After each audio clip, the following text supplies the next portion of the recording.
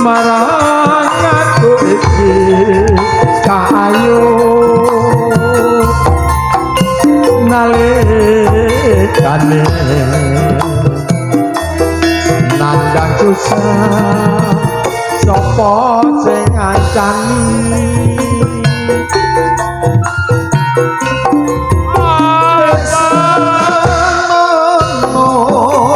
kowe bakal tresno lan cocok katyo ayu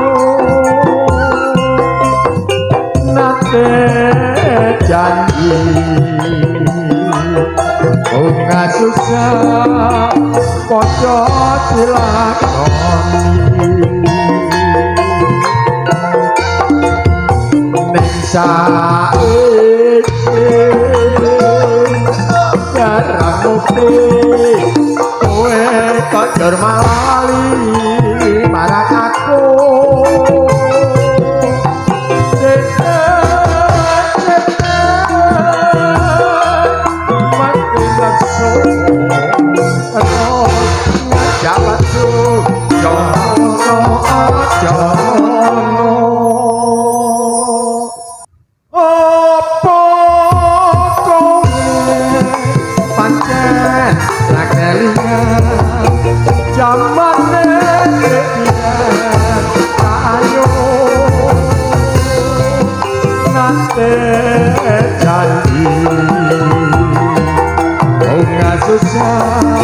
padha dilakoni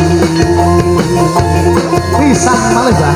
Oh yo sine digoyang dulur.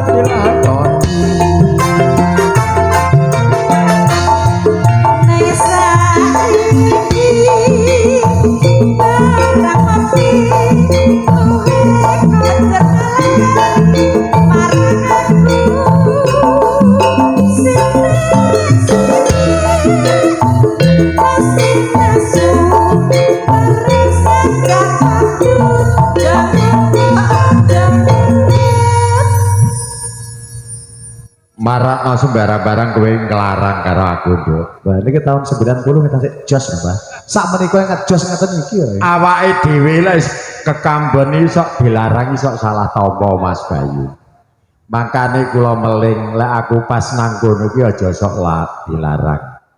Iki sok medeni. Iki lek pas do ngono iki lek nyupir sok di luar kendali apa neh basari kae. Wis ora kenek. Kae beku mak. Opo kok pancen rakelingan jamane debian kayo nate janji tungan susah padha dilakoni